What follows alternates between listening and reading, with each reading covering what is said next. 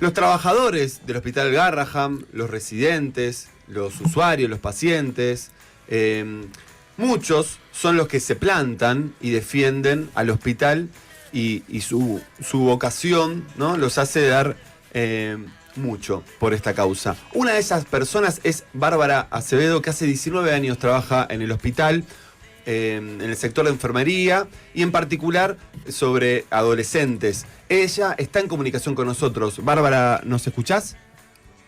Sí, los escucho perfecto. Hola, Bárbara. Bueno, muchas gracias por tomarte este rato para contarnos un poco la situación del hospital y también las distintas luchas que viene dando. Una de ellas fue esta semana, el día jueves, ¿no?, que marcharon, que hubo paro en el hospital por parte de muchos trabajadores, me imagino, y hubo una movilización muy importante. Contanos lo que sucedió esta semana, Bárbara, por favor. Sí, en primer lugar empezar por la movilización, que fue impresionante. Los medios se acercaron a la puerta del hospital y muchos nos preguntaban qué sentíamos, y eso sí, sentíamos que era fuerte el golpe que nos estaba dando el gobierno, que los ataques, y teníamos incertidumbre. Lo que nosotros le contestamos es que la enorme solidaridad que se fue desarrollando alrededor de nuestra lucha, la presencia de nuestros pacientes, ocurrieron cosas muy conmovedoras. Nuestros pacientes se subieron al palco con nosotros, algunos de ellos perdieron a sus hijas en el tratamiento, y nos decían que aún así se sentían fortalecidos por nuestra contención cuando pasaron un mal momento y por nuestra lucha ahora. Entonces, la verdad que fue tremendamente emocionante, una movilización de miles de personas, incluso no solo de salud, que también, o sea, pararon compañeras y compañeros de distintos lugares de salud. Estaba el Posadas, el Bonaparte, el Rofo, todos los sectores que están siendo atacados por el ajuste del gobierno. Jubilados estaban ahí, como siempre, en la primera fila apoyando nuestra lucha. Trabajadores despedidos como Seco, Georgalos, que son empresas que se están enriqueciendo con la situación, con el plan del gobierno, y dejan a miles de familias sin obra social, sin posibilidad de llegar a fin de mes. Y es nuestra misma lucha, porque son nuestros pacientes. Nosotros, esa realidad es parte del motivo de consulta. Todos los días, cada vez que atendemos un pibe en el hospital, viene con esa realidad, con un deterioro en sus condiciones de vida, sin poder acceder a su última cena, como se salió en varios medios, a su cena antes de irse a dormir. Los padres vienen con lo último que tienen para el boleto a la consulta, entonces vos después le tenés que indicar un plan de cuidados integrales, de alimentación, de un buen espacio físico, de recreación. ¿Cómo hacen esas familias para poder continuar con nuestras recomendaciones en su casa? Entonces, esta hermandad que se generó entre las obreras de Georgalos, que además son fábricas que podrían alimentar a todo el país, pero están puestas en función de las ganancias de unos pocos. Esa hermandad que se generó con los bomberos de la luz, como los de Seco, o sea, para nosotros fue, la verdad, muy emocionante. Nosotros estamos muy dispuestos a defender el hospital público hasta las últimas consecuencias.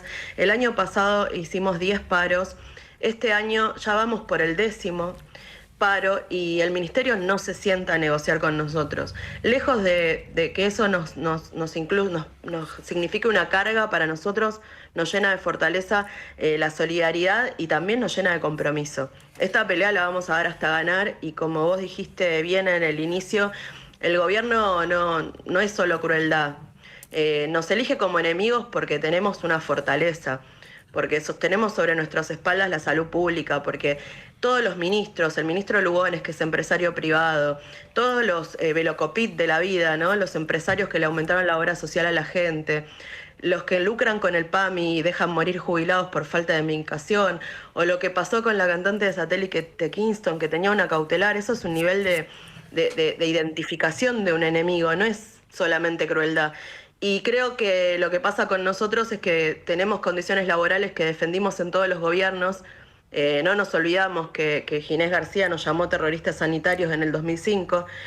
Todos los gobiernos quisieron recortar de conjunto. Nosotros resistimos y mantuvimos condiciones laborales, mantuvimos el pase a planta permanente.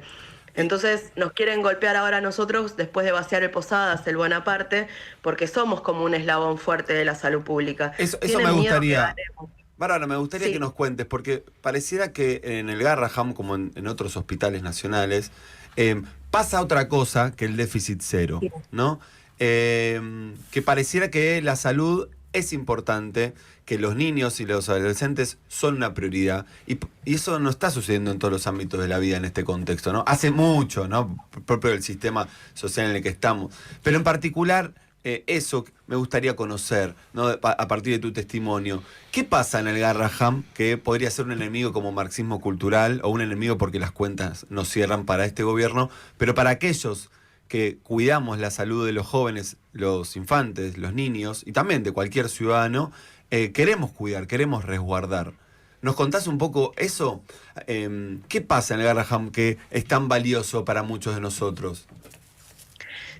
Bueno, lo que sale, lo que es más público de conocimiento son, ¿no?, los trasplantes. Recientemente salió una noticia de que se va a realizar en el Garrahan el primer trasplante de intestino en un hospital público. Ya son, ya perdí la cuenta de la cantidad de trasplantes hepáticos, renales. Se realizó la primera cirugía intrauterina en el hospital. Hay cirugías de altísima complejidad a nivel neurológico, cardiológico. Pero lo que nosotros siempre decimos es que esa altísima complejidad de personas tremendamente formadas por la atención de miles de pacientes, porque eso también son las residencias, ¿no? Atacan a los residentes porque la formación que sucede en los hospitales públicos se basa en los residentes. Realmente sin residentes no hay hospital. Y esa formación de altísima complejidad se sostiene con un engranaje muy complejo en el que desde el compañero, la compañera de limpieza, mantenimiento, administrativos, a los que odia tanto Adorni y Milei, las enfermeras, los técnicos. O sea, vos pensás que un niño que va a ser trasplantado ingresa al Garrahan y la primer cara que encuentra es la del administrativo que le llena los papeles, con una contención impresionante. Pasa por técnicas, pasa por decenas de enfermerías en todos los turnos, pasa por todo eso para garantizar que la altísima complejidad concentrada en la cirugía que va a recibir tenga éxito. Y para que la recuperación pueda suceder, tiene kinesiólogos, imágenes, toda esa complejidad se concentra en el Garrahan y muchos de esos procedimientos no se consiguen ni en los privados. Entonces, la única forma de vaciar un hospital no es cerrar la puerta. Lo que está haciendo el gobierno en este momento en el Garrahan es un ahogo financiero. Tenemos el mismo presupuesto que el 2023 y con ese presupuesto no se llega, y los salarios en las condiciones en las que están y la precariedad en la que estamos trabajando con una insalubridad enorme, nos rompemos a edad temprana. La insalubridad en los hospitales se llama agotamiento y muerte prematura por condiciones laborales. Estamos perdiendo un montón de compañeros, como también perdimos en la pandemia, o se va deteriorando nuestra condición física y eso degrada la calidad de atención.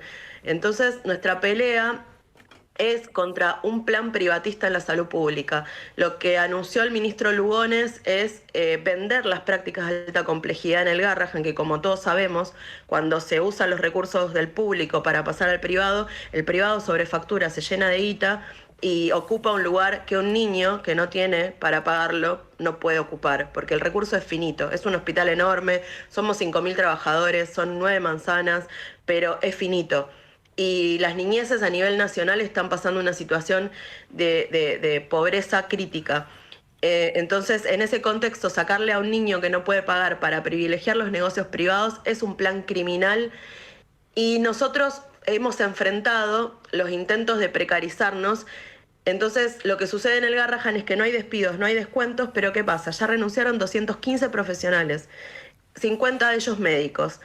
Por eso decía que la única forma de vaciar no es cerrar un hospital en la forma brutal que cerraron el Bonaparte. Nos están vaciando, generando un ahogo financiero que hace insostenible que muchos profesionales muy valorados a nivel mundial y en cualquier otro lugar se ven obligados a irse del Garrahan, se pierde un personal valioso para la atención pública.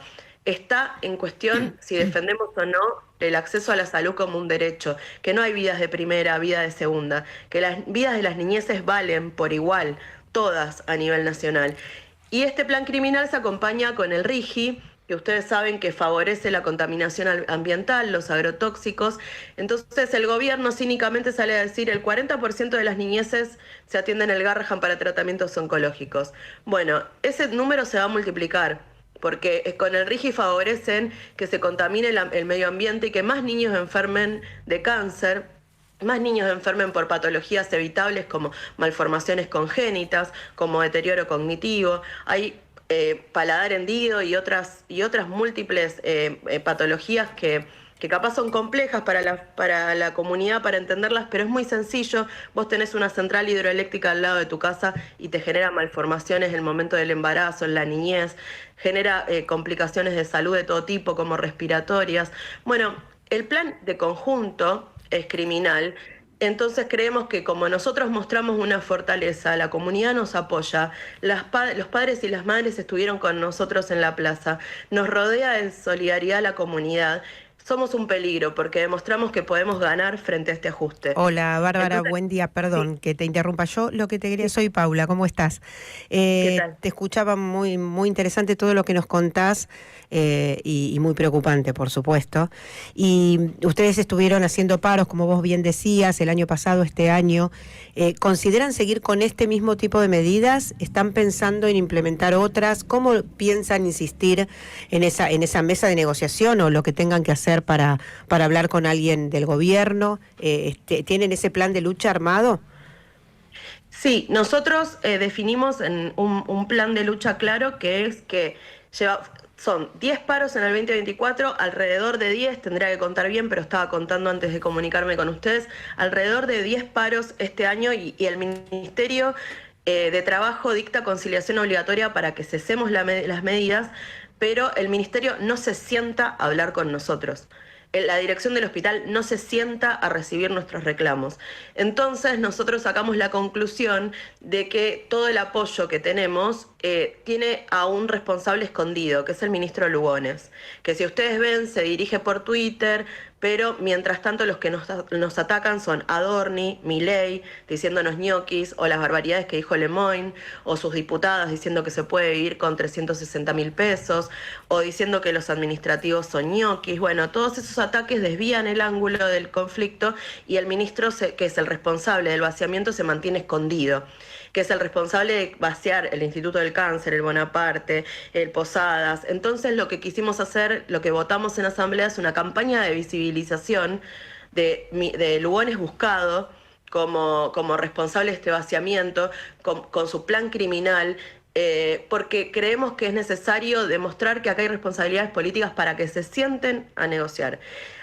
Y otro responsable político de que esto no suceda son las direcciones sindicales. Nosotros tenemos a UPCN en el hospital, que está Andrés Rodríguez dirigiendo ese sindicato, que es un multimillonario, que tiene caballos de carrera, que está muy lejos de nuestra realidad de vida, ¿no? Yo tengo 19 años de enfermera en el hospital, como ustedes bien dijeron, y cobro 1.200.000 pesos. Con una especialidad en educación sexual integral, con muchísimo esfuerzo para formarnos como hacemos todos en el hospital y no llego a la canasta básica. Sin embargo, el que dirige el sindicato, que tendría que estar haciendo algo, es multimillonario. Ahí hay un tema de tiempos, de que nosotros no podemos esperar los tiempos de las direcciones sindicales y UPCN, Daer de FATSA, en vez de estar discutiendo con Kicillof qué puestos van a tener en la lista, tendrían que estar puestos a disposición de hacer un paro y plan de lucha nacional para que ganemos, para que dejemos de hacer un esfuerzo, los jubilados todos los miércoles golpeados por Bullrich, nosotros peleando separados, sino un gran paro nacional que los hiera políticamente, que podamos ganar nuestras reivindicaciones. Y sobre eso, Bárbara, ustedes ponen el foco en el ministro de Salud, digamos, porque eso Sí. lo que permite es pensar la situación sanitaria a nivel nacional, ¿no? Claro. Claro. Porque porque esconden a los responsables políticos. El gobierno Claro, tiene es esa el metodología. show mediático por un lado y Claro. después los responsables políticos confrontando, porque los textuales del ministro y de la viceministra de Son Salud tremendos. son confrontar, digamos, incluso con las licitaciones, esto se terminó en las licitaciones truchas, un montón de cosas sin sentido, que lo único que hace es confrontar. Claro, no, y no sé si ustedes lo escucharon a Lugones decir que tenemos que sincerar y tener la valentía de sincerar que no se puede acceder la salud para todos. Las trabajadoras domésticas pagan 2.000 pesos, no sé cuánto de monotributo, no pueden tener todos la misma salud. Bueno, acá lo que se está confrontando es una salida de país.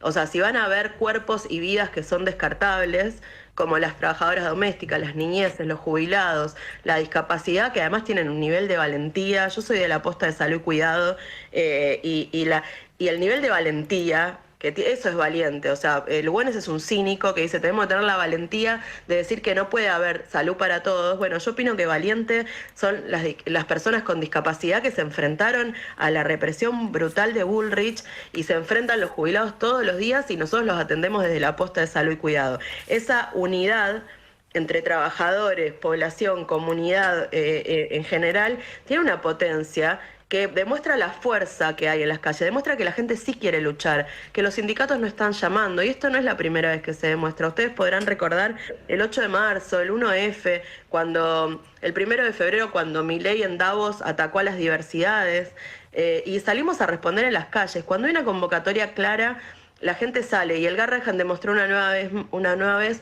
más que hicimos una convocatoria clara y la gente respondió. Eso es lo que sorprende incluso, Bárbara, respecto en términos mediáticos, del apoyo, aunque uno diga, no sé, hablo de los medios, digamos, de la concentración mediática, aquellos que concentran opiniones y sean con un alcance nacional, defienden el Garrahan, no literalmente, pero hay un apoyo, ¿no? Incluso en el modo de abordarlo, con mucha responsabilidad, cosa que no pasa en otros temas, y creo que habla un poco del acuerdo social que sostiene a la sociedad y también a los trabajadores como un baluarte del modelo de salud pública. Sí, eso lo debatimos bastante en la asamblea y creo que hay un consenso general. Hay muchos sectores en nuestra asamblea porque es democrática, entonces es representativa de los médicos, de residentes, de mantenimiento, de técnicos, de enfermería, de administrativos. La verdad que hemos logrado construir una unidad más allá de todos los intentos de que nos dividamos, que es importante mantener. Pero además queremos construir una unidad con el resto de los sectores en lucha. Y bueno, nosotros diferenciamos en los medios, ¿no? Lo que son los dueños de los medios y los trabajadores que nos encontramos todos los días en las calles y que más allá de los que le permitan o no visibilizar, nos bancan, y eso se agradece siempre, porque o sea, son la voz que nos niegan los ministerios, que nos niegan el gobierno. Eso se agradece siempre. Y creemos que tenemos que dar un pasito más, pero bueno, todavía no pudimos tener asamblea general. Mi visión, como desde la posta de salud y cuidado, y lo estuvimos intercambiando con algunas compañeras de la asamblea de enfermería, es que tenemos que aprovechar esta potencia que logró el Garrahan para convocar a un encuentro de todas las luchas y coordinar esta exigencia que te digo a las direcciones sindicales y coordinar un plan de lucha para ganar, porque tenemos nosotros prefijado seguir con la movilización, seguir con la pelea, pero tenemos que delinear y cómo agrupamos todas esas fuerzas. Con Georgalos, con SECO, con el astillero Río Santiago votó en una asamblea de 1.000 trabajadores marchar con nosotros, a pesar del ahogo que tienen y de sus reclamos. Bueno, cualquiera que pasó por el Garrahan tiene un amigo, un primo, un hermano o algún familiar. Creo que eso que se conquistó hay que transformarlo en organización. Que este 17 sea un primer paso para poder dar una pelea que realmente hiera el plan de ajuste del gobierno. Bueno, ya tuvo un golpe, ¿no?, en el Senado, que eso fue por la lucha de los jubilados y discapacidad en lucha, que ahora van a querer vetar, hay que enfrentar los vetos, hay que enfrentar. Y otra cosa que me parece importante, por lo que vos decías, Creplan y otros sectores del peronismo estuvieron en la movilización detrás del Garrahan.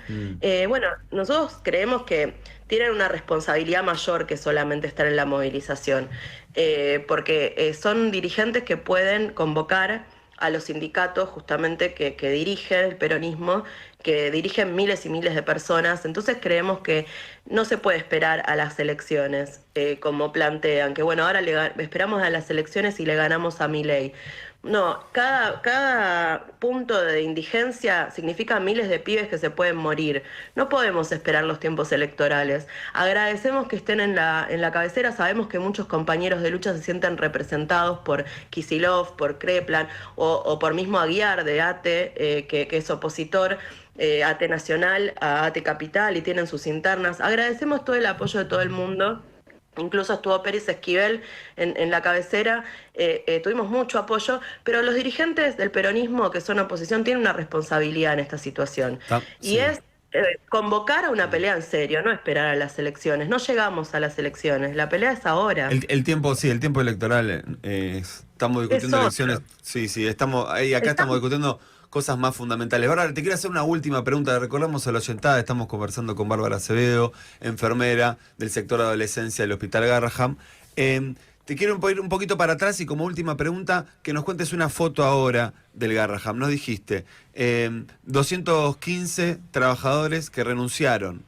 Sí. Escuchaba a otro trabajador en el sector de enfermería que de 400 pacientes que recibían medicamentos pasaron a recibir 270, o sea, 130 niños y adolescentes, o aproximadamente ese número, que no reciben medicamentos. En tu sector, Bárbara, ¿cómo se ve ese ajuste o los problemas concretos que trae este modelo de salud? Mira, en mi sector concretamente, o sea, ya nos anunciaron que es la última tanda de preservativos. Yo hago las consejerías de salud sexual y reproductiva. No solo vemos a las mamás adolescentes que vienen muy chicas a sostener una situación crítica de su bebé internado en el hospital, sino que hacemos la anticoncepción y abordamos situaciones críticas como la autolesión, los intentos de suicidio o las complejidades que tienen las adolescencias hoy post pandemia, que fue un golpe tremendo para la salud mental, y habiendo vaciado el Bonaparte quedan pocos recursos. Entonces, bueno, ahí todo lo que es preservativo, anticoncepción, ya nos avisaron que son las últimas tandas. El hospital está sosteniendo los recursos y está la incertidumbre si van a seguir bajando o no. Sabemos que en las salas y en los hospitales más periféricos ya no hay. Y cuando sucede eso, el Garrahan, como es vidriera, es el último en desabastecerse, pero sucede. Y estos números que vos tirás son un esfuerzo colectivo de la asamblea en construirlos, porque el hospital no los da No hay datos oficialmente. oficiales, claro. No hay datos oficiales, pero yo te vuelvo a lo mismo, que por la población que se atiende en mi sector, que son los adolescentes, yo creo que lo mejor que podemos hacer en este momento es mostrarles que hay una perspectiva, porque la situación de falta de trabajo, dificultad para seguir en el colegio, las condiciones de vida son muy fuertes y a veces genera una situación de que está todo mal y no hay salida. Tenemos que mostrar, el Nadie se salva solo es dirigido a la juventud también y a nuestros pacientes, de que sí, que la salida es colectiva y de que se puede una perspectiva de vida distinta. Sí. Eso creo que en este momento es lo fundamental. Nos quedamos con esta parte última, Bárbara. Muchos de nosotros somos docentes y estamos ahí en contacto con los adolescentes y vemos esa frustración, esa negación.